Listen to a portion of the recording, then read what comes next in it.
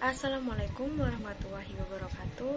Perkenalkan, nama saya Fania Tana Lestari, bisa dipanggil Fani, dengan NIM 190321160050. Nah, di sini pada video kali ini dibuat untuk memenuhi tugas UTS pada mata kuliah Tata Niaga Produk Agribisnis, yaitu analisis tata niaga pada komoditas beras, di mana studi kasus di Desa Singopadu, Kecamatan Tulangan, Kabupaten Sidoarjo. Untuk penjelasan yang selanjutnya, tetap stay tune. Pada bab 1 pendahuluan ini mencakup permasalahan atau faktor yang melatar belakangi mengapa mini riset ini dibuat, rumusan masalah dan juga tujuan. Nah, yang melatar belakangi mini riset ini yaitu beras merupakan suatu komoditas yang memiliki peranan sangat penting bagi masyarakat, di mana setelah diproyeksikan penduduk Indonesia sekitar 261 juta orang pada tahun 2020 bersumber dari BPS tahun 2013. Nah, di mana masyarakat Indonesia ini diperkirakan lebih dari 95% mengkonsumsi beras sebagai makanan pokok, di mana tingkat konsumsi beras per kapita penduduk mencapai 139 kg bersumber dari BPS tahun 2012. Nah, negara Indonesia ini memiliki suatu tingkat pertumbuhan yang relatif rendah atau relatif lambat.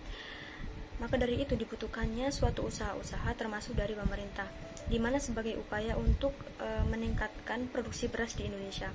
Namun, selain usaha peningkatan produksi beras di Indonesia, tentunya harus juga diikuti dengan sistem pemasaran yang efisien dan efektif. Dengan begitu dapat memotivasi para petani yang berperan sebagai produsen. Nah, studi kasus di Desa Singopadu, Kecamatan Tulangan, Kabupaten Sidoarjo ini merupakan salah satu daerah yang terdapat pola distribusi padi sawah, di mana hal tersebut dapat mempengaruhi pendapatan dari seorang petani. Dikarenakan komoditas padi merupakan komoditas unggulan yang diusahakan oleh penduduk di Desa Singopadu Tulangan ini, maka efisiensi pasar dan efektivitas pasar perlu diperhatikan. Menurut Dinas Pertanian, Perkebunan dan Peternakan Kabupaten Sidoarjo, di mana luas lahan sawah jenis pengairan tahun 2014 pada Kecamatan Tulangan yaitu seluas 1082 hektar. Dengan begitu, pemasaran yang efektif dan efisien akan membantu mensejahterakan para petani di Desa Singopadu, Kecamatan Tulangan, Kabupaten Sidoarjo. Selanjutnya yaitu rumusan masalah, di mana terdapat 5 rumusan masalah yang akan dibahas pada mini riset ini. Yang pertama yaitu apa perbedaan tata niaga produk agribisnis dengan non-agribisnis. Yang kedua yaitu bagaimana pendekatan commodity approach, institutional approach, dan functional approach dalam pemasaran beras yang ada di Desa Singopadu, dan bagaimana struktur pasar, perilaku pasar, dan juga kinerja pasar yang terbentuk dalam pemasaran beras yang ada di Desa Singopadu. Untuk tujuannya yaitu untuk mengetahui perbedaan tata niaga dari produk agribisnis dengan non-agribisnis, kemudian untuk mengetahui bagaimana pendekatan commodity approach, institutional approach, functional approach pada pemasaran beras yang ada di Desa Singopadu, dan yang terakhir yaitu untuk mengetahui struktur pasar, perilaku pasar, dan juga kinerja pasar dalam pemasaran beras yang ada di Desa Singopadu. Nah, untuk pembahasan yang pertama yaitu mengenai perbedaan tata niaga pada produk agribisnis dengan non-agribisnis. Nah, perlu diketahui agribisnis adalah suatu sistem yang mencakup seluruh kegiatan, mulai dari kegiatan pengadaan dan penyaluran sarana produksi atau input sampai dengan pemasaran produk-produk yang dihasilkan oleh suatu usaha tani. Sedangkan untuk produk agribisnis atau produk pertanian, yaitu produk yang berasal dari kegiatan pertanian yang selanjutnya untuk diperjualbelikan atau dipasarkan, di mana seluruh produk yang dihasilkan melalui proses produksi biologikal yang termasuk ke dalam golongan pangan, sandang, dan papan. Nah, perbedaan tata niaga produk agribisnis dengan non-agribisnis adalah jika tata niaga produk agribisnis bersifat konsentrasi distributif, atau dalam artian dari proses konsentrasi yaitu pengumpulan produk-produk pertanian dari petani dan diakhiri dengan distribusi yaitu penjualan produk agar sampai kepada konsumen. Sedangkan tata niaga produk non-agribisnis yang proses pemasarannya berlangsung secara distributif yaitu penurunan volume yang ditransaksikan dari produsen sampai ke konsumen. Nah, untuk lebih simpelnya yaitu pada tabel di bawah ini di mana ditinjau dari lokasi produsen. Produk agribisnis yaitu terpencar-pencar, sedangkan pada produk non-agribisnis yaitu secara terkonsentrasi. Kemudian untuk volume barang yang dihasilkan pada produk agribisnis yaitu jumlah relatif kecil, sedangkan pada produk non-agribisnis yaitu jumlah relatif besar. Untuk penentuan jumlah, mutu, dan waktu pembuatan pada produk agribisnis yaitu disesuaikan, sedangkan pada produk non-agribisnis yaitu cermat atau lebih teliti. Kemudian barang yang dihasilkan pada produk agribisnis berupa bahan mentah atau belum melalui proses pengolahan, sedangkan pada produk non-agribisnis yaitu barang setengah jadi atau barang jadi. Dan yang terakhir yaitu sifat pemasaran pada produk agribisnis bersifat konsentrasi distributif, sedangkan pada non-agribisnis yaitu bersifat distributif. Nah, kompleksitas dalam sektor pertanian memberikan suatu implikasi terhadap kompleksitas sistem pemasaran pada produk pertanian. Nah, di mana sistem pemasaran produk pertanian relatif lebih kompleks yang disebabkan oleh sifat produk, sistem produksi, dan struktur karakteristik pasar produk yang khas. Produk pertanian secara umum bersifat perishable atau mudah rusak, memiliki berbagai macam mutu atau quality variation. Nah, di mana hal tersebut berpengaruh terhadap penentuan metode dan tempat penyimpanan, alat pengangkutan, serta penjadwalan. Selain itu, juga keragaman mutu membutuhkan standarisasi, sortir, dan pengelompokan. Pembahasan yang selanjutnya yaitu mengenai pendekatan komoditas, pendekatan kelembagaan, dan juga pendekatan fungsi pada pemasaran beras yang ada di Desa Singopadu. Namun, sebelum memasuki pembahasan tersebut, saya akan menjelaskan mengenai responden yang terlibat dalam mini riset ini, di mana terdapat 5 responden, yaitu 1 petani dan 4 pedagang pengecer. Nah, selanjutnya ke pembahasan pertama yaitu mengenai commodity approach atau pendekatan komoditas, di mana pendekatan ini untuk menganalisis suatu kinerja tata niaga produk agribisnis yang terfokus pada satu komoditas dari fungsi pemasarannya pada saat itu. Nah, kemudian komoditas unggulan yang ada di Desa Singopadu ini adalah komoditas beras, di mana komoditas ini memiliki peran penting dalam masyarakat karena beras menjadi kebutuhan sehari-hari, kebutuhan pokok dalam kehidupan sehari-hari. Nah, permintaan beras ini terus meningkat sejalan dengan bertambahnya penduduk pada desa ini.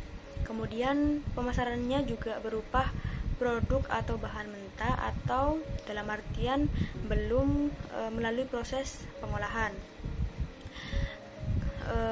Sedangkan dalam kegiatan pemasaran beras terdapat beberapa tingkat harga, salah satunya yaitu berkisar antara 8.000 sampai 12.000 per kilo, di mana harga tersebut bergantung pada kualitas beras dan juga rantai saluran pemasarannya. Nah, yang selanjutnya yaitu institutional approach atau pendekatan kelembagaan, di mana pendekatan ini untuk menganalisis berbagai lembaga atau struktur kelembagaan yang terlibat dalam proses tata niaga atau pemasaran. Nah, lembaga pemasaran yang terlibat dalam pemasaran beras di desa ini terdapat 4 lembaga pemasaran yang terlibat, yaitu petani padi, penggiling, pedagang besar atau agen, dan pedagang pengecer. Nah, lembaga pemasaran ini memiliki peranan yaitu menjembatani suatu kesenjangan-kesenjangan yang ada di antara titik produsen dan titik konsumen, di mana menyangkut kesenjangan karena bentuk, waktu, pemilikan, informasi, serta nilai. Nah, yang terakhir yaitu pendekatan fungsional atau functional approach. Nah, di pendekatan fungsional ini memiliki 3 pendekatan fungsi, di mana yang pertama yaitu fungsi pertukaran, yang kedua yaitu fungsi fisik, dan yang terakhir yaitu fungsi fasilitas. Nah, dalam fungsi pertukaran ini berupa fungsi penjualan dan juga fungsi pembelian. Atau dengan kata lain merupakan suatu aktivitas perpindahan hak milik barang maupun jasa. Nah, di mana fungsi pertukaran yang dilakukan oleh seorang petani padi yaitu penjualan. Nah, kegiatan penjualan yang dilakukan oleh petani kepada lembaga pemasaran yang lain yaitu berupa padi atau beras yang belum melalui proses penggilingan padi atau berupa gabah. Nah, sedangkan untuk penggiling, pedagang besar dan juga pedagang pengecer melakukan fungsi pertukaran yaitu berupa fungsi pembelian dari petani. Nah, yang selanjutnya yaitu fungsi fisik. Fungsi fisik ini terdiri dari fungsi penyimpanan, fungsi pengolahan, dan juga fungsi pengangkutan serta fungsi pengemasan, di mana sebagai suatu aktivitas pergerakan, penanganan dan perubahan fisik dari produk atau jasa serta turunannya. Dan yang terakhir yaitu fungsi fasilitas, dilakukan untuk memperlancar fungsi pertukaran dan fungsi fisik, di mana terdiri dari fungsi penanggungan resiko, pembiayaan, dan juga standarisasi dan informasi-informasi yang ada di pasar. Selanjutnya yaitu analisis struktur pasar atau market structure pada pemasaran beras yang ada di Desa Singopadu. Nah, struktur pasar dapat diartikan sebagai karakteristik dari produk maupun institusi yang terlibat dalam suatu pasar yang merupakan resultan atau saling mempengaruhi dari perilaku pasar atau market conduct.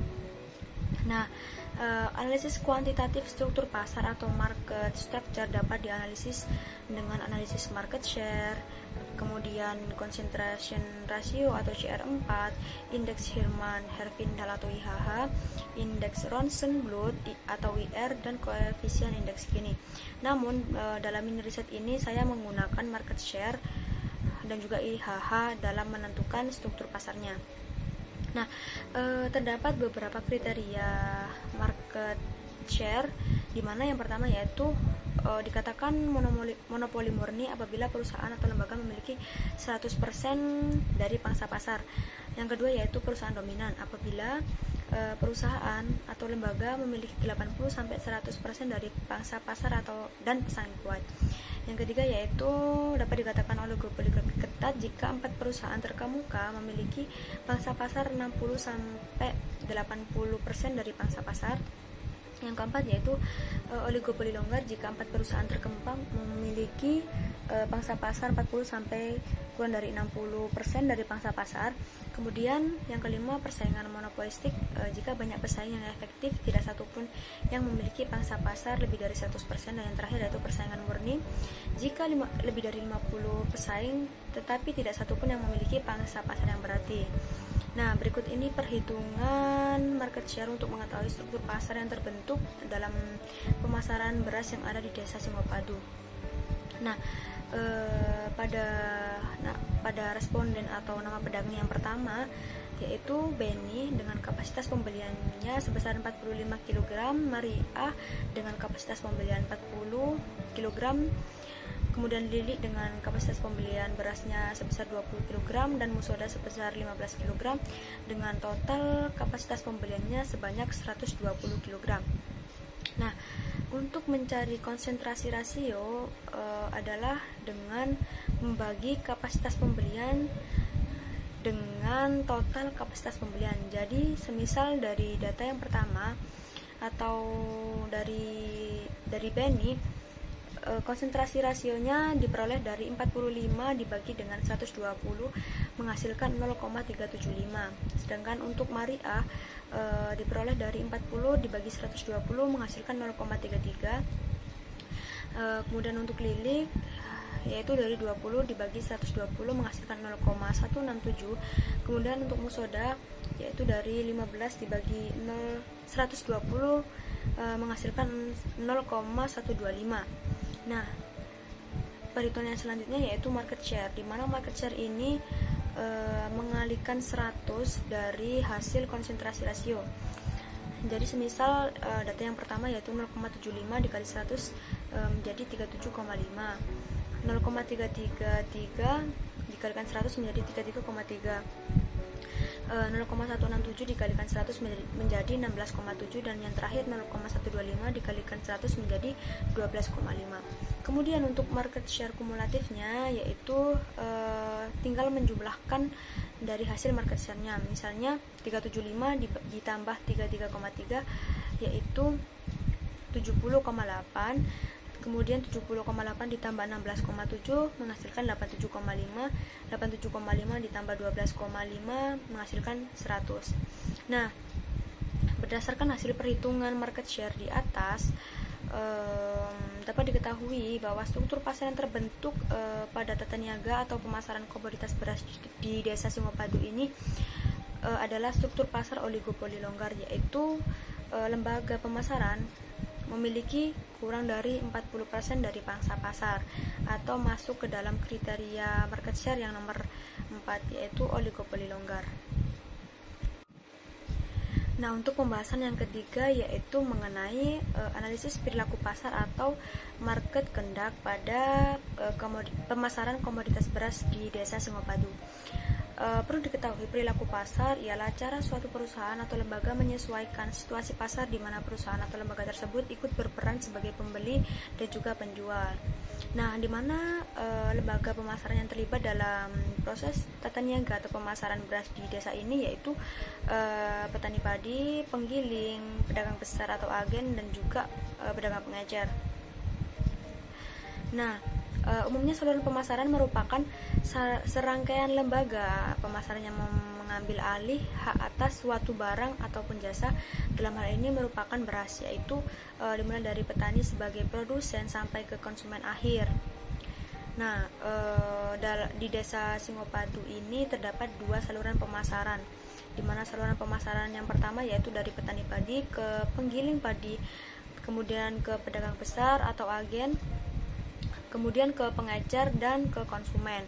Nah, untuk saluran pemasaran yang kedua yaitu petani padi ke pedagang besar atau agen, terus ke konsumen.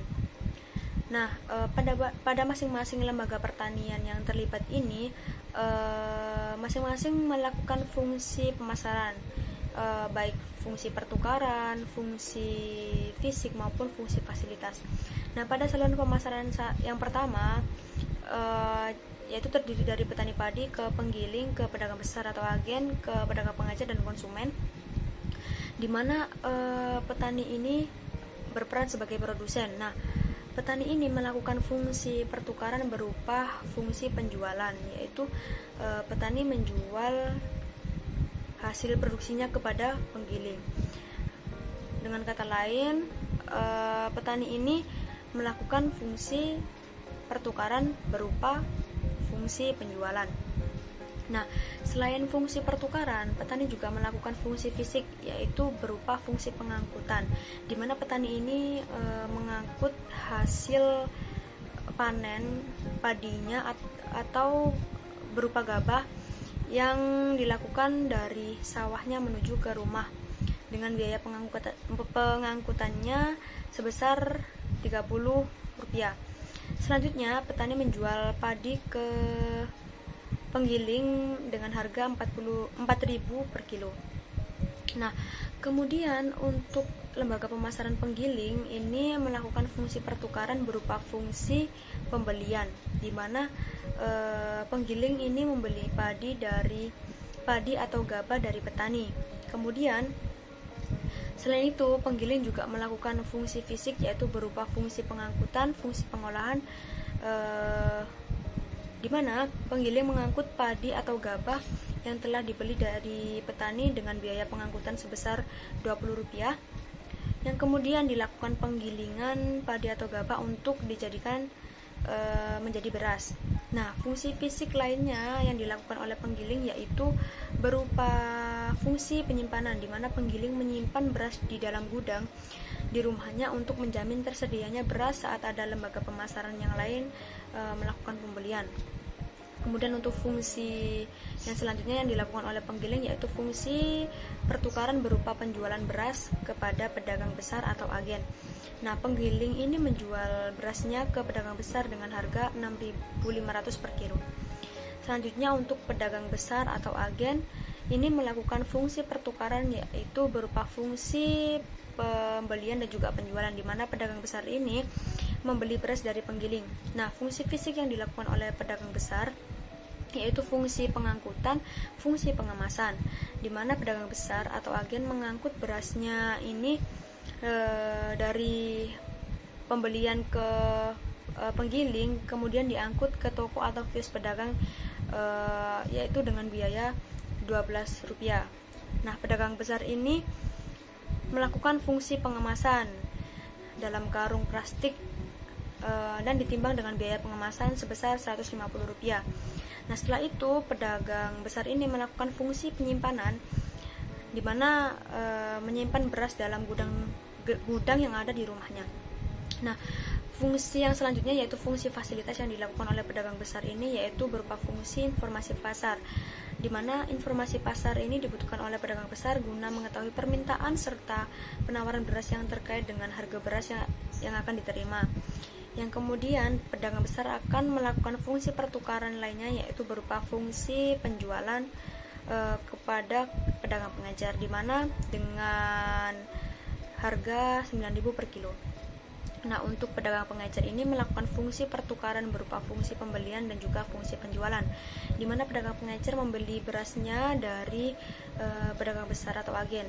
Kemudian untuk fungsi fisik yang dilakukan oleh pedagang pengecer ini berupa fungsi pengangkutan, fungsi penyimpanan, di mana pedagang pengecer ini mengangkut berasnya ke kios dengan biaya Rp22 dan pedagang pengecer melakukan pengemasan beras dalam karung plastik dan ditimbang sesuai dengan permintaan konsumen dengan biaya pengemasan sebesar Rp100.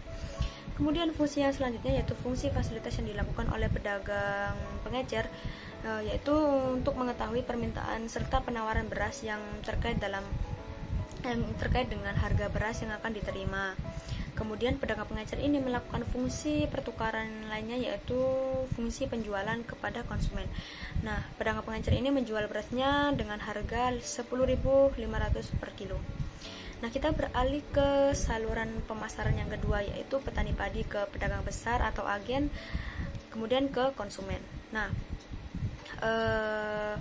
di mana sistem pemasaran yang kedua ini atau saluran yang tidak langsung ini, petani sebagai produsen menjual hasil produksinya kepada pedagang besar atau agen. Dengan kata lain, petani ini melakukan fungsi pertukaran yaitu berupa fungsi penjualan.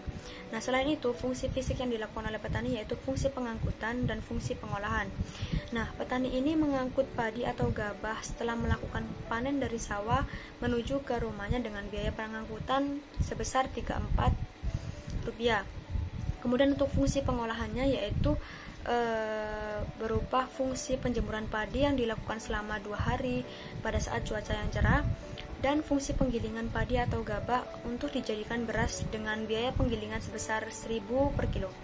Nah, serta fungsi yang lainnya yaitu berupa fungsi pengemasan beras yang dilakukan petani hanya menggunakan karung. Selanjutnya petani ini melakukan fungsi pertukaran berupa fungsi penjualan padi ke pedagang besar dengan harga Rp9.000 per kilo. Nah, untuk pedagang besar yang melakukan fungsi pertukaran yaitu berupa fungsi pembelian dan fungsi penjualan, di mana pedagang besar ini membeli beras langsung dari petani. Untuk fungsi fisik yang dilakukan oleh pedagang besar yaitu fungsi pengangkutan, fungsi pengemasan dan juga fungsi penyimpanan, di mana pedagang besar mengangkut berasnya ke toko atau kios pedagang setelah membeli beras dari petani, yaitu dengan biaya sebesar Rp44. Dan pedagang besar yang ada di desa ini melakukan pengemasan beras dalam karung plastik dan ditimbang dengan biaya pengemasannya sebesar Rp150. Setelah itu pedagang besar melakukan fungsi penyimpanan beras dalam gudang di rumahnya atau di kiosnya. Selain itu fungsi fasilitas yang dilakukan oleh pedagang besar yaitu berupa fungsi informasi, di mana untuk mengetahui permintaan serta penawaran beras yang terkait dengan harga beras yang akan diterimanya. Yang kemudian pedagang beras besar ini melakukan fungsi pertukaran yaitu berupa fungsi penjualan kepada konsumen dengan harga Rp1.500 per kilo. Nah, terdapat beberapa variabel yang mengukur perilaku pasar, salah satunya yaitu kebijakan penentuan harga. Dalam kebijakan penentuan harga yang ada di setiap lembaga pemasaran di Desa Singopadu, Kecamatan Tulangan, Kabupaten Sidoarjo ini menggunakan sistem tawar-menawar, di mana pada saluran 1 petani berperan sebagai price taker atau pengambil harga dari harga yang telah ditetapkan oleh penggiling padi. Nah, kemudian untuk penggiling padi juga berperan sebagai price taker dalam kegiatan pemasarannya dengan pedagang besar. Pedagang besar juga berperan sebagai price taker dalam kegiatan pemasaran dengan pedagang pengecer. Kemudian untuk pedagang pengecer menerima harga jual beras yang telah ditentukan oleh pedagang besar atau agen. Tetapi di sini pedagang pengecer sedikit bisa melakukan proses tawar-menawar. Nah, kemudian pada saluran pemasaran yang kedua, petani ini menerima dengan harga yang telah ditetapkan oleh pedagang besar atau agen, dan petani hanya dapat menawar sedikit dari harga yang telah ditentukan oleh pedagang besar. Kemudian untuk yang selanjutnya yaitu sistem pembayaran yang diterapkan pada pemasaran komoditas beras yang ada di Desa Singopadu, di mana sistem pembayarannya yaitu berupa mendominasi menggunakan sistem pembayaran tunai. Hampir pada setiap lembaga pemasaran menerapkan sistem pembayaran secara tunai, di mana untuk memberikan kepuasan. Nah, pemilihan sistem pembayaran ini dirasa paling efektif pada masing-masing lembaga pemasaran yang saling berkaitan. Nah, untuk pembahasan yang terakhir yaitu mengenai kinerja pasar atau market performance pada pemasaran komoditas beras yang ada di Desa Singopadu, Kecamatan Tulangan, Kabupaten Sidoarjo. Perlu diketahui, kinerja pasar atau market performance merupakan suatu penilaian atas sejauh mana pasar mampu mengkoordinasi alokasi sumber daya ekonomi secara efisien untuk kesejahteraan masyarakat. Nah, pada saluran pemasaran yang pertama terdapat lembaga pemasaran yang terkait atau yang terlibat, yaitu petani ke penggiling, penggiling ke pedagang besar atau agen, kemudian ke pedagang pengecer, dan diteruskan ke konsumen.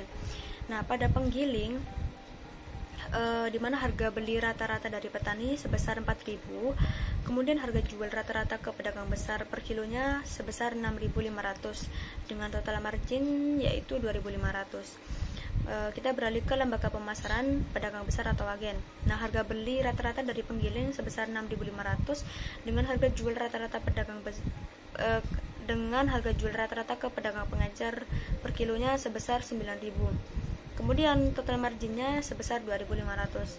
Nah, pada pedagang pengecer ini harga beli rata-rata dari pedagang besar sebesar 9.000, kemudian harga jual rata-rata ke konsumen per kilonya sebesar 10.500, di mana marginnya sebesar 1.500, di mana total margin pada penggiling, pedagang besar atau agen, dan pedagang pengecer atau M1 tambah M2 tambah M3 sebesar 6.500.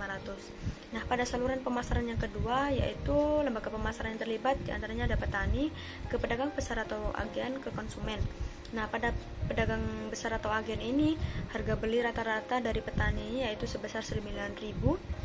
Kemudian untuk harga jual rata-rata ke konsumen per kilonya sebesar 11.500 dengan total marginnya sebesar 2.500. Nah, kemudian untuk perhitungan farmer share menggunakan rumus yaitu PF per PR kali 100%, di mana PF adalah harga di tingkat petani dan PR adalah harga di tingkat konsumen akhir. Nah, pada saluran pemasaran yang pertama, harga gabah atau harga padi di tingkat petani yaitu sebesar 4.000, sedangkan harga beras di konsumen akhirnya yaitu sebesar 10.500. Nah, untuk mencari farmer share yaitu berarti 4.000 dibagi 10.500 dikalikan 100% yaitu memperoleh hasil 38,1. Kemudian pada saluran pemasaran yang kedua, harga gabah di petani sebesar 9.000 dengan harga beras di konsumen akhir sebesar 11.500. Untuk mencari farmer share-nya yaitu 9.000 dibagi 11.500 dikalikan dengan 100%, memperoleh hasil 78,2. Nah, berdasarkan perhitungan margin dapat diketahui saluran pemasaran yang paling efisien yaitu saluran pemasaran yang kedua, di mana semakin besar nilai margin pemasaran maka akan semakin tidak efektif saluran pemasaran tersebut. Nah, dalam artian semakin besar margin dalam suatu pemasaran akan semakin panjang saluran pemasaran, maka akan menyebabkan pemasaran komoditas beras tersebut tidak efisien, di mana dari hasil perhitungan diketahui margin pada saluran pemasaran yang pertama yaitu sebesar 6.500, sedangkan margin pemasaran pada saluran pemasaran yang kedua yaitu sebesar 1.500. Nah, sedangkan berdasarkan perhitungan pada farmer share pada saluran pemasaran yang pertama diperoleh sebesar 38,1%, sedangkan farmer share pada saluran pemasaran yang kedua yaitu sebesar 78,2%. Nah, perlu diketahui nilai margin pemasaran dapat memberikan pengaruh terhadap nilai farmer share serta efisiensi pemasaran. Nah, semakin rendah margin pemasaran maka nilai farmer share akan semakin tinggi. Dari hal tersebut dapat disimpulkan bahwa saluran pemasaran yang efisien adalah saluran pemasaran yang kedua, di mana nilai marginnya lebih besar, lebih kecil, yaitu sebesar 1.500 daripada saluran pemasaran yang kedua. Yang pertama yaitu 6.500. Nah, artinya nilai farmer share akan semakin tinggi dan menandakan bahwa saluran pemasaran yang kedua yaitu lebih efisien dan efektif. Kemudian untuk kesimpulan pada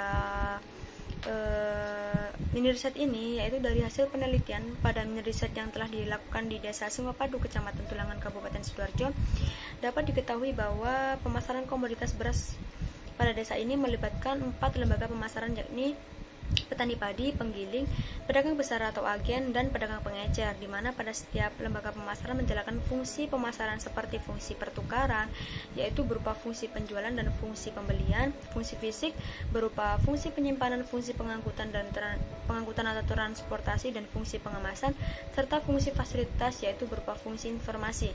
Dari hasil perhitungan yang diperoleh dari analisis struktur pasar menggunakan perhitungan market share, pemasaran beras di desa ini termasuk ke dalam pasar oligopoli longgar. Nah, berdasarkan pada analisis perilaku pasar, terdapat 2 saluran pemasaran, di mana saluran pemasaran yang pertama yaitu dari petani ke penggiling, kemudian ke pedagang besar atau agen, kemudian ke pedagang pengecer, dan kemudian ke konsumen. Nah, pada saluran pemasaran yang kedua yaitu dari petani ke pedagang besar atau agen, lalu ke konsumen. Dan dari hasil perhitungan margin pada masing-masing saluran pemasaran, diketahui margin pemasaran pada saluran yang pertama yaitu sebesar 6.500. Nah, sedangkan pada saluran pemasaran yang kedua yaitu sebesar 1.500. Nah, kemudian hasil perhitungan farmer share diketahui saluran pemasaran yang pertama sebesar 38,1% dan saluran pemasaran yang kedua sebesar 78,2%. Dalam artian, saluran pemasaran beras di desa ini yang paling efisien dan efektif adalah saluran pemasaran kedua, di mana lembaga pemasaran yang terlibat adalah petani, pedagang besar atau agen, dan konsumen. Nah, untuk sarannya yaitu di dalam pemasaran beras sebaiknya para pelaku pasar atau lembaga pemasaran yang terlibat harus memperhatikan tingkat harga supaya tidak terjadi ketimpangan atau kesenjangan harga di tingkat konsumen ketika akan membeli beras di pasar. Nah, demikianlah yang dapat saya sampaikan mengenai analisis tata niaga pemasaran beras pada Desa Singopadu, Kecamatan Tulangan, Kabupaten Sidoarjo. Apabila terdapat kesalahan atau kekurangan dalam proses penyampaian, saya mohon maaf yang sebesar-besarnya, karena sejatinya manusia tidak luput dari kesalahan dan dosa. Nah, saya akhiri. Wassalamualaikum warahmatullahi wabarakatuh. Terima kasih. See you.